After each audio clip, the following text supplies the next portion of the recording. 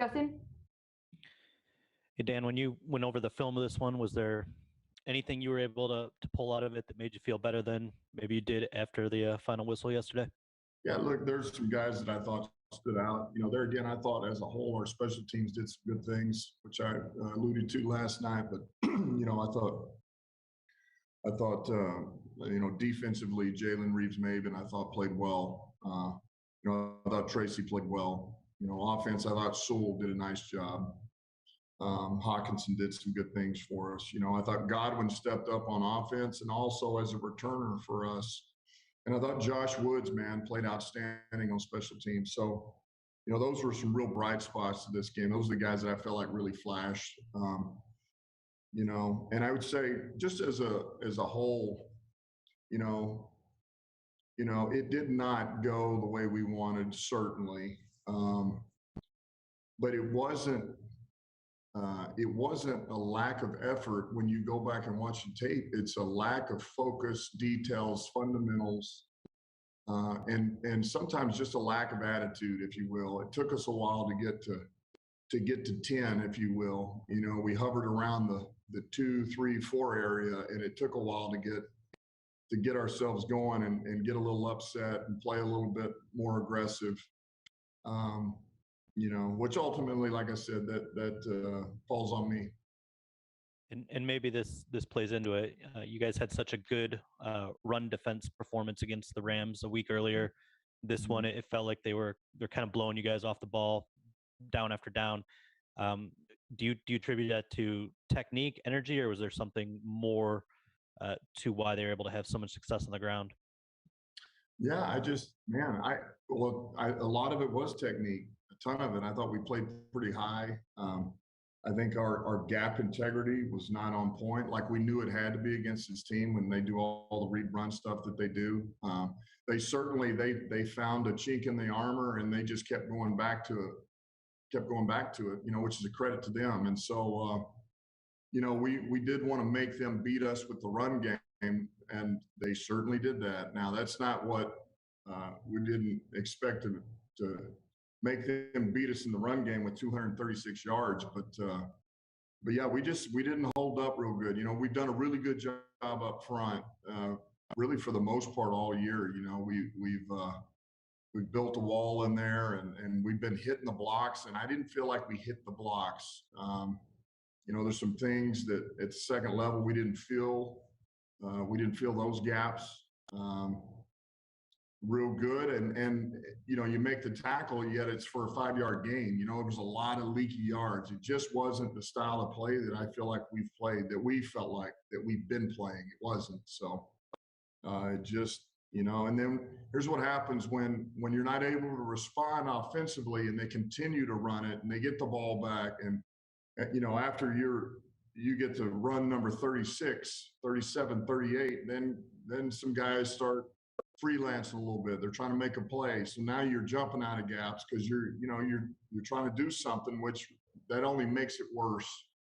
And so it's a combination of a number of things. Thanks, Dan. Yep. Corey? How you doing, Dan? Good afternoon. Afternoon.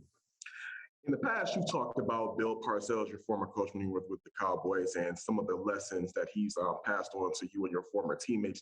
Just, through the current stretch that you're going through right now, was there any message that you think he would have for you right now? Like, is there anything that he said in the past that you're holding on to right now as you're going through this adversity as coaching? Yeah, Bill's always about, man, just trust what you believe in. Trust what you believe in. Be convicted in it, and don't go away from it. Just stay the course. He said it'll come, and you just can't get discouraged. I mean, look, we're in the middle of a lot of adversity right now, which we knew was going to come. You didn't know. I don't think any of us thought it was going to be 0-8, but I knew we'd have adversity, and I warned the team on this that at some point every team has adversity, and nobody thinks that we can do much or will do much, and there's not much you can say when we're 0-8. But I do know this: we got to hunker down and just improve on the things that we believe we need to do to win a game. And if we can do that and just make one more play than our opponent, we'll turn the corner. But certainly you can't play like we did yesterday and expect to win a game. And if I can follow up with that, just to ask you a variation of a question I asked Jared last week, has anybody, any former mentors or coaches reached out to you during this stretch, or have you reached out to them to seek any advice through this? Yeah, I have, but it's almost like, yeah, I have. I've had a lot. Now, I've had a lot that haven't contacted me in a while because they also know it's kind of like, hey, you know what? I'm not gonna. We're a pretty superstitious group, so a lot of them, they're afraid that because they texted, maybe they're the reason why. Which I used to be that way too. If I called a coach, they weren't winning, and I felt like, you know what? I better quit calling because maybe I'm the reason. But yeah, I have. I've had some. As a matter of fact, I mean, just for example, Mike Bravel reached out to me today, which was, I mean, that was pretty cool of him, and it was the same message. Hey, just stay the course, man. Just do what you believe in, it'll come. And you always appreciate those. Thanks, Ed. Yep. Kyle. Hey, Dan, thanks for your time. You just mentioned the adversity there, right? It's been difficult 8 weeks for you guys. I don't think anyone predicted you guys would be here, at least in the building, that you guys would be here. I'm just curious, coming into the bye week, on a personal level, how do you plan on spending your time? I mean, is this going to be a week to crunch film? Are you going to take a break from the game? I'm just kind of curious the mechanics a little bit of how you'll spend your personal time. Yeah, I'll be crunching the tape, man. I'm gonna be grinding, looking at things. Go back and look at these first 8 weeks in all 3 phases, and just see if I can find some hidden nuggets, hidden gems, what we can do better. My staff we're looking at all our self-scout, what we are, what's a snapshot of what we do well, what we don't do well. How about our personnel? We better suited to move a few guys around, and put them in a different spot. So I'm going to do that now. A lot of that I'll probably, like later in the week, maybe this weekend I'll do at home. Maybe Saturday I'll do some of that and have it with me so I can see my family. But ultimately I'm going to spend it trying to see where I can help us improve and get a win. And what's the schedule for the players like? I guess I don't really know what your plan is. Are you going to have them at all, or can have meetings with them?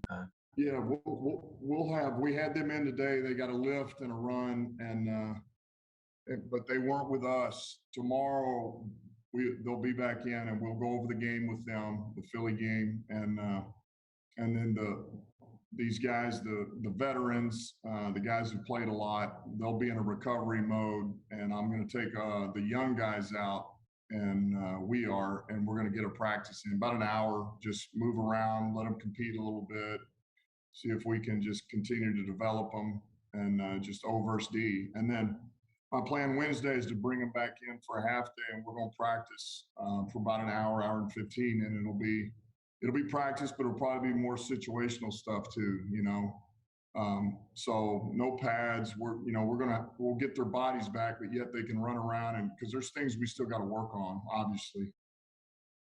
And last one for me, Dan, just real quick. The trade deadline is tomorrow. I know it's not the best time to ask about this kind of stuff, but being that this is the last time I think we're going to get you, I mean, just with the trade deadline coming up, do you anticipate any kind of activity from you guys? Yeah, I don't see anything right now that I could say has got any legs, Kyle. Appreciate it. Thank you. Yep.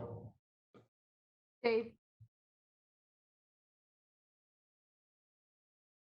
Sorry, took me a second to unmute there.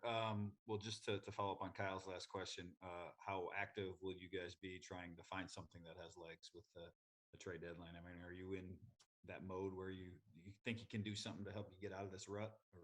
No, I think look, we're open to listening to anything, but I mean, there again, that's where Brad goes to work and does what he does. And if it's something significant, he'll bring it to me. So I'm letting him deal with that right now. Fair enough. You mentioned adversity, and I don't know, I guess, how do you get better at fighting that? Because it's not just big picture 0-8, but some of the roughest performances of the season have been after your most gut-wrenching losses, I guess. So is there any, I don't know, what's the secret, I guess, to getting better at fighting that? Yeah, I think that there's got to be, I think there's got to be a little bit of this. You don't blink, man. You can't blink. And the minute you start to doubt yourself, or the players think you doubt them, or you doubt yourself and you doubt the people around you, and man, that's when all of a sudden everything crumbles. And I just say this again, I'm just not that way, man. And I believe adversity does, it does one of three things to you, man. It numbs you, which you can't go numb. It makes you crumble, which certainly that's not good, or it hardens you and turns you into what's going to be special eventually. You know, something that maybe is not seen now, but it's just it's uh it's going to define you, and it's going to define you as a team as well. And you don't know if that's going to be this year coming up after this bye. You don't know if that's year two, but it's coming, and you got to have faith. And look, I'm still, yeah. Am I frustrated? I am. Am I upset that we're where we're at? Yeah, I am. I mean, but I also, man, I have not lost confidence, and because I still know we are not the team that played yesterday. That's not who we are. I don't believe that one bit. And so we're good enough to beat teams in this league. And I just bring this up again. We got to do more as a staff, and we got to demand more out of these players. And for us to win, it's got to be damn near perfect. Well, you know what? Then we need to play damn near perfect, and that's on us. We're charged with that as coaches. You've got a lot of young guys, and you've got some guys that have been around the league for a while. I mean, most of your roster, do you see them being hardened by the adversity too, or are there people that have become numb to it? I mean, you know, what No, I can't look. I can't say that I see anything negative right now. I feel like these guys are still coming in. They're still coming to work, but we are very young, and they can be influenced one way or another if we're not careful. And that's why you want the right guys around them, which I think we got the right vets around them. And then it's man, our staff is, this is what we're charged with, is to keep them in the boat, man, keep them rowing.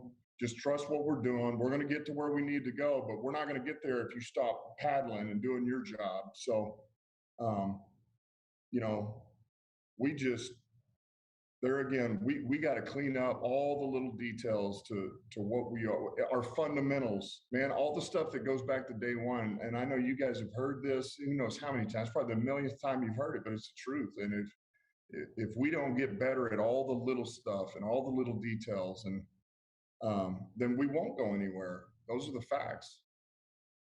Thanks, Dan. Yep. Nick?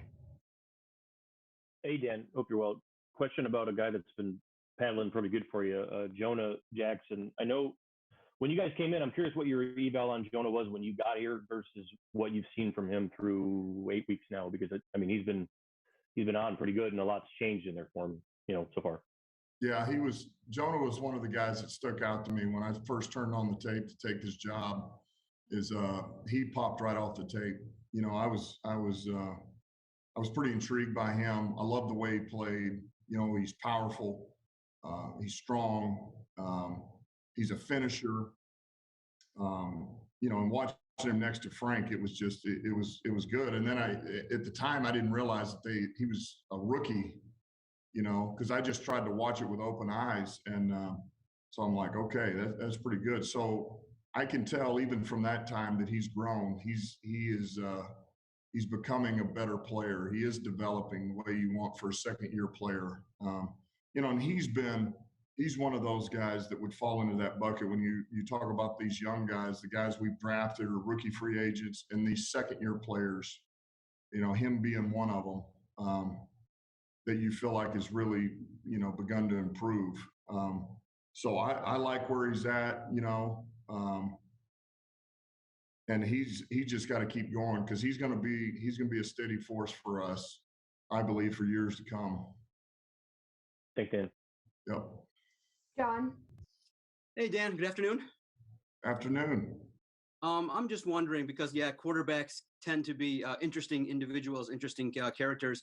When you look at the film, do you think that Jared is battling any confidence issues, and do you think that the staff has done enough to kind of get him into enough rhythm moving forward? Do you think that confidence has played a part in some of the struggles and ills that he's had?